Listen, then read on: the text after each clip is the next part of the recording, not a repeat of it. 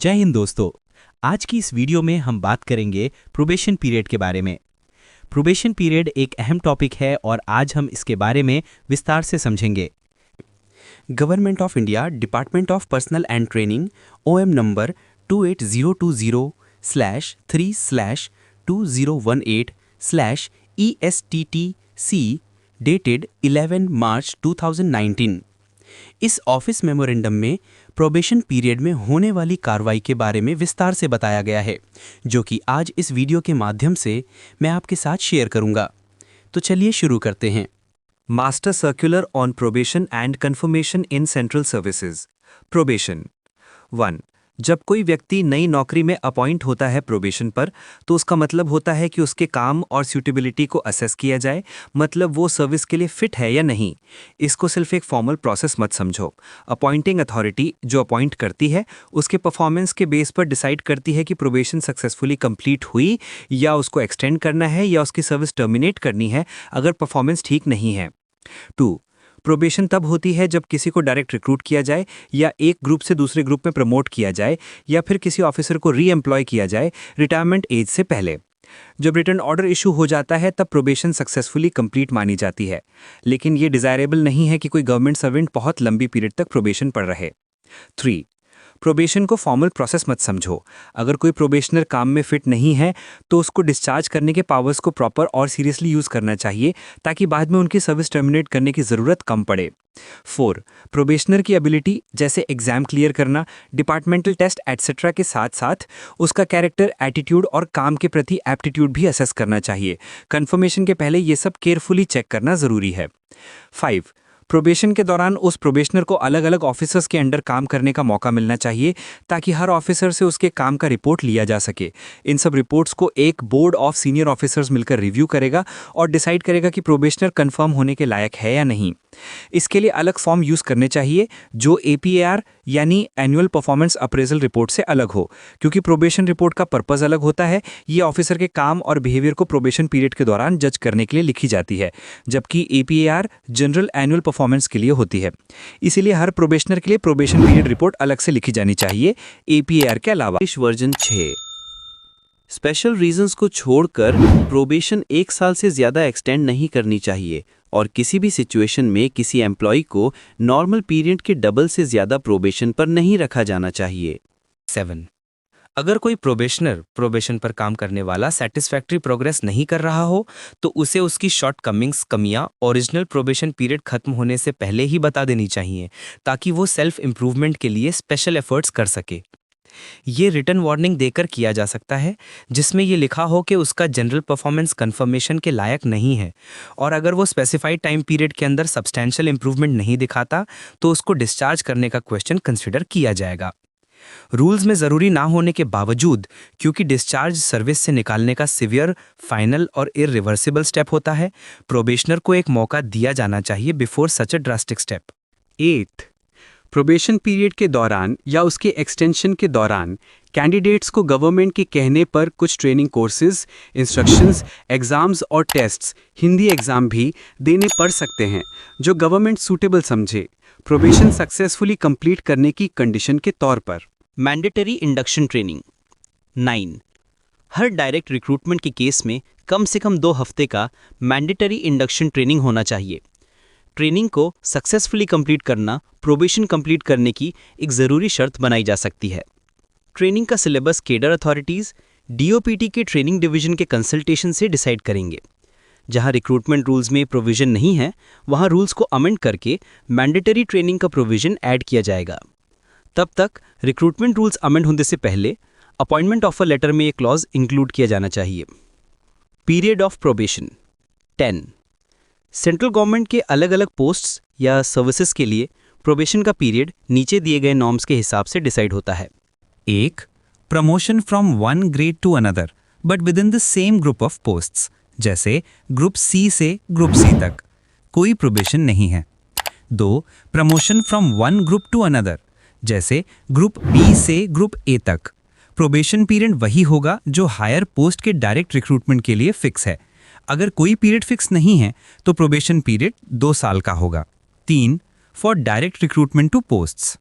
4. For direct recruitment to posts जिनके grade pay 7600 rupees या उससे ज़्यादा है, या जिनके मैक्सिमम एज लिमिट 35 साल या उससे ज़्यादा है और जहां ट्रेनिंग इन्वॉल्व नहीं है। प्रोबेशन पीरियड 1 साल का होगा। 5. ऑफिसर्स जो सुपर एन्युएशन यानी रिटायरमेंट एज से पहले रीएम्प्लॉयड किए गए हैं, प्रोबेशन पीरियड 2 साल का होगा। 6. Appointment on contract basis, tenure basis, reemployment after superannuation और अब्जॉर्प्शन, कोई प्रोबेशन नहीं होगा। A.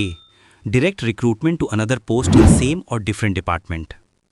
अगर कोई गवर्नमेंट सर्वेंट को किसी नए पोस्ट पर डायरेक्ट रिक्रूटमेंट के थ्रू अपॉइंट किया जाता है, चाहे सेम डिपार्टमेंट में हो या डिफरेंट डिपार्टमेंट में, तो उसको नए पोस्ट पर कंफर्मेशन के लिए कंसिडर करना ज़रूरी होता है। चाहे वो पहले वाले पोस्ट पर सब्सटैंटिव यानी परमानेंट बेसिस पर कंफर्म्ड था, फिर भी नए पोस्ट में दोबारा कंफर्मेशन करना पड़ता है। इसका रीज़न ये है कि नया पोस्ट अलग फील्ड या डिसिप्लिन का हो सकता है और जो सूटेबिलिटी उसने पुराने पोस्ट के लिए दिखाई थी वो ऑटोमेटिकली नए पोस्ट के लिए एप्लीकेबल नहीं होती, क्योंकि नए पोस्ट का काम और रिक्वायरमेंट पुराने पोस्ट से अलग हो सकते हैं। बी. प्रमोशन. ए. जो लोग प्रमोशन के थ्रू नए सर्विस में आते हैं यानी इंडक्ट होते हैं, उनको भी प्रोबेशन पीरियड पर रखा जाएगा। बी. अगर कोई प्रमोशन सेम ग्रुप के अंदर एक ग्रेड से दूसरे ग्रेड में हो, फॉर एग्जाम्पल ग्रुप सी से ग्रुप सी, तो उस केस में प्रोबेशन नहीं होता। लेकिन अगर प्रमोशन में ग्रुप चेंज होता है, जैसे ग्रुप बी से ग्रुप ए, तो फिर प्रिस्क्राइब प्रोबेशन पीरियड लागू होगा। आगे ये भी डिसाइड किया गया है कि अगर रिक्रूटमेंट रूल्स में प्रोबेशन का पीरियड लिखा नहीं गया है, तो अगर किसी ऑफिसर को रेगुलर बेसिस पर अपॉइंट या प्रमोट किया गया है, जैसे प्रॉपर डीपीसी प्रोसेस के बाद, तो उसको वो सारे बेनिफिट्स मिलेंगे जो एक कंफर्म्ड एम्प्लॉय को मिलते हैं। Leave to probationer, a person on probation. एक प्रोबेशनर को सीसीएस लीव रूल्स 1972 के रूल 33 के तहत छुट्टी लेने का अधिकार होता है, लेकिन अगर उसकी सर्विस टर्मिनेट करने का प्रपोजल हो तो उसको जो लीव दी जा रही है वो या तो उस डेट से आगे नहीं बढ़नी चाहिए जहां तक प्रोबेशन पीरियड ओरिजिनल या एक्सटेंडेड खत्म होता है, या उस डेट से आगे नहीं बढ़नी चाहिए जहां तक अपॉइंटिंग अथॉरिटी के ऑर्डर से उसकी सर्विस टर्मिनेट होती है। जो व्यक्ति किसी पोस्ट पर प्रोबेशन पर अपॉइंट हुआ है वो लीव लेने का हक रखता है टेम्पररी या परमानेंट गवर्नमेंट सर्वेंट के रूल्स के हिसाब से। ये डिपेंड करता है कि उसका पोस्ट टेम्पररी है या परमानेंट। लेकिन अगर उस पर्सन के पास पहले से किसी परमानेंट पोस्ट पर लियन है तो उसको परमानेंट गवर्नमेंट सर्वेंट के हिसाब से लीव मिलती है। Child care leave. Probation period के दौरान चाइल्ड केयर लीव नॉर्मली नहीं दी जाती, सिर्फ बहुत ही एक्सट्रीम या जेन्युइन सिचुएशंस में दी जा सकती है, जब लीव सैंक्शनिंग अथॉरिटी को पूरा यकीन हो कि लीव देना ज़रूरी है। ऐसे केसेस में यह भी इंश्योर करना चाहिए कि सीसीएल पीरियड मिनिमल यानी कम से कम हो, और rule 43C of CCS leave rules 1972 के सारे प्रोविजंस उस पर लागू होंगे। Joining time. ज्वाइनिंग टाइम वो होता है जो गवर्नमेंट सर्वेंट्स को ट्रांसफ़र होने पर पब्लिक इंटरेस्ट में मिलता है। अगर प्रोबेशनर लीव से वापस आता है और उसको ज्वाइनिंग टाइम मिलता है तो वो ज्वाइनिंग टाइम पीरियड भी प्रोबेशन पीरियड का पार्ट माना जाएगा। अगर वो लीव ना होती तो वो उस पोस्ट पर काम कर रहा होता। Extension of probation period. अगर प्रोबेशन के दौरान प्रोबेशनर ने रिक्वायर्ड ट्रेनिंग कोर्स कंप्लीट नहीं किया या डिपार्टमेंटल एग्जामिनेशन जैसे हिंदी टेस्ट एटसेट्रा पास नहीं किया, तो उसका प्रोबेशन पीरियड एक्सटेंड किया जा सकता है। लेकिन कंडीशन ये है कि total probation period normal period के डबल से ज़्यादा नहीं होना चाहिए।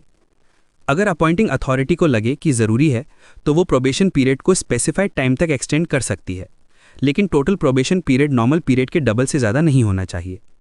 ऐसे केसेस में रेगुलर परफॉर्मेंस रिव्यू करना चाहिए और एक्सटेंशन एक बार में बहुत लंबे पीरियड के लिए नहीं देनी चाहिए।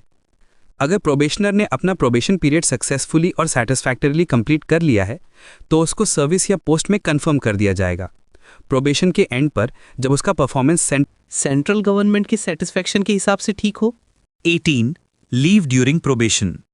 कुछ एम्प्लॉयज़ अपना प्रोबेशन कंप्लीट नहीं कर पाते क्योंकि उन्होंने प्रोबेशन के दौरान ज़्यादा लीव यानी कि छुट्टी ले ली होती है। अगर कोई एम्प्लॉई अपने प्रोबेशन पीरियड का 75% टाइम कंप्लीट नहीं कर पाता लीव लेने की वजह से, तो उसका प्रोबेशन पीरियड एक्सटेंड किया जा सकता है, जितने दिन का लीव उसने लिया है उतने दिन के लिए। लेकिन total probation period normal period के डबल से ज़्यादा नहीं होना चाहिए। Termination of probation. 19. जब प्रोबेशन पीरियड खत्म हो जाए तो डिपार्टमेंट को 6 से 8 हफ्ते के अंदर ये डिसाइड कर लेना चाहिए कि एम्प्लॉय को कंफर्म करना है या उसका प्रोबेशन एक्सटेंड करना है। अगर प्रोबेशन एक्सटेंड की जा रही है तो एम्प्लॉय को लिखित में रीजंस यानी कि कारण बताए जाने चाहिए। अगर प्रोबेशनर का काम सेटिस्फैक्टरी नहीं है तो उसको उसकी कमियों के बारे में पहले ही बता देना चाहिए ताकि वो अपने परफॉर्मेंस में सेल्फ इंप्रूवमेंट कर सके। 20. प्रोबेशन पीरियड के खत्म होने पर डिपार्टमेंट को असेसमेंट रिपोर्ट्स लेकर ये डिसाइड करना होता है 1. अगर प्रोबेशनर का काम सेटिस्फैक्टरी है तो उसको कंफर्म कर दिया जाए या सेटिस्फैक्टरी कंप्लीशन ऑफ प्रोबेशन का ऑर्डर इशू किया जाए। 2. अगर प्रोबेशन सेटिस्फैक्टरी नहीं है तो 1. उसका प्रोबेशन एक्सटेंड किया जा सकता है या उसको डिस्चार्ज या टर्मिनेट किया जा सकता है रेलेवेंट रूल्स और ऑर्डर्स के मुताबिक। 21. कॉन्फर्मेशन में देर ना हो इसके लिए टाइम से एक्शन लेना जरूरी है। डिपार्टमेंट को एडवांस में ही कॉन्फर्मेशन प्रोसेस स्टार्ट कर देना चाहिए ताकि टाइम लिमिट फॉलो हो। 22. अगर अपॉइंटिंग अथॉरिटी को लगे प्रोबेशन के दौरान या एंड में कि प्रोबेशनर ने अपने मौके का सही यूज नहीं किया है या उसका प्रोग्रेस सेटिस्फैक्टरी नहीं है तो अथॉरिटी उसको उसके पहले वाले पोस्ट पर वापस यानी कि रिवर्ट कर सकती है अगर उसके पास उस पोस्ट पर लियन हो। अगर लियन नहीं है तो उसको डिस्चार्ज या टर्मिनेट किया जा सकता है। 23. अगर कोई प्रोबेशनर रिवर्ट या डिस्चार्ज किया जाता है प्रोबेशन के दौरान या एंड में तो उसको किसी भी तरह का कॉम्पेंसेशन यानी कि मुआवजा मिलने का अधिकार नहीं होता। कंफर्मेशन को अब परमानेंट वैकेंसी से लिंक नहीं किया गया है। मतलब अगर कोई ऑफिसर ने प्रोबेशन पीरियड सक्सेसफुली कंप्लीट कर लिया है रूल्स के हिसाब से तो उसको कंफर्मेशन के लिए कंसिडर किया जा सकता है चाहे परमानेंट वैकेंसी अवेलेबल हो या नहीं। इस डिसीजन के बाद ये क्लियर होता है कि कंफर्मेशन सिर्फ एक बार ही दी जाएगी जब officer entry grade post service या कैडर में कंफर्म होगा। लेकिन अगर बाद में उसको किसी नए पोस्ट सर्विस या कैडर में डायरेक्ट रिक्रूटमेंट या दूसरे तरीके से अपॉइंट किया जाता है तो उस केस में नई कंफर्मेशन फिर से करनी पड़ेगी। जब सब एस्पेक्ट्स जैसे performance, record, eligibility etcetera clear हो जाएं तो एक specific written order of confirmation issue करना चाहिए। 25. अगर प्रोबेशन के दौरान या उसके एक्सटेंशन के टाइम गवर्नमेंट को लगता है कि ऑफिसर परमानेंट अपॉइंटमेंट के लायक नहीं है तो गवर्नमेंट उसको या तो डिस्चार्ज कर सकती है या उसको उसके पहले वाले पोस्ट पर रिवर्ट कर सकती है अगर वो वहाँ से प्रमोट हुआ था तो। 26. जब प्रमोशन के केस में प्रोबेशन प्रिस्क्राइब होती है तो अपॉइंटिंग अथॉरिटी प्रोबेशन कंप्लीट होने के बाद ऑफिसर के काम और कंडक्ट का खुद असेसमेंट करेगी। अगर कंक्लूजन ये है कि ऑफिसर हायर ग्रेड के लायक है तो उसके लिए सक्सेसफुल कंप्लीशन ऑफ प्रोबेशन का ऑर्डर पास किया जाएगा। लेकिन अगर अपॉइंटिंग अथॉरिटी को लगता है कि ऑफिसर का काम सेटिस्फैक्टरी नहीं रहा या उसको थोड़ा और ऑब्जर्व करना ज़रूरी है तो वो उसका प्रोबेशन पीरियड एक्सटेंड कर सकती है या उसको पिछले पोस्ट या कैडर या सर्विस में रिवर्ट कर सकती है। अगर ऑफिसर प्रोबेशन में अच्छा परफॉर्म नहीं करता तो उसको रिवर्ट करने में हिचकिचाहट नहीं होनी। 27 पॉइंट कंफर्मेशन उस डेट से इफेक्टिव होती है जो प्रोबेशन पीरियड या एक्सटेंडेड पीरियड के सेटिस्फैक्टरी कंप्लीशन के अगले दिन होती है। कंफर्मेशन या प्रोबेशन एक्सटेंशन का डिसीजन प्रोबेशन खत्म होने के 6 से 8 हफ्तों के अंदर प्रोबेशनर को लिखित में बताया जाना चाहिए। प्रोबेशन को 1 साल से ज़्यादा एक्सटेंड नहीं करना चाहिए और किसी भी हालत में प्रोबेशन का टोटल पीरियड नॉर्मल पीरियड के डबल से ज़्यादा नहीं होना चाहिए। अगर 8 हफ्तों तक प्रोबेशन के डबल पीरियड के बाद भी कंफर्मेशन, डिस्चार्ज या रिवर्जन का कोई ऑर्डर इशू नहीं होता तो ऑफिसर को डीम्ड कंफर्म्ड यानी ऑटोमेटिकली कंफर्म्ड माना जाएगा। 28. अगर कोई गवर्नमेंट सर्वेंट ट्रांसफ़र के थ्रू अपॉइंट हुआ है और वो अपने पुराने पोस्ट में पहले ही कंफर्म हो चुका था तो नए पोस्ट में दोबारा कंफर्मेशन की ज़रूरत नहीं है, वो परमानेंट माना जाएगा। लेकिन अगर ट्रांसफ़र होने से पहले वो अपने पुराने पोस्ट में कंफर्म नहीं था तो नए पोस्ट में कंफर्मेशन ज़रूरी है। उस केस में उसको 2 साल तक ऑब्जर्व किया जाएगा ताकि उसके 2 APAR मिल जाएं और उसके बाद DPC यानी डिपार्टमेंटल प्रमोशन कमेटी उसका केस कंफर्मेशन के लिए कंसिडर करेंगे। दोस्तों आज के लिए बस इतना ही, फिर मिलेंगे नए टॉपिक के साथ। Take care, bye bye.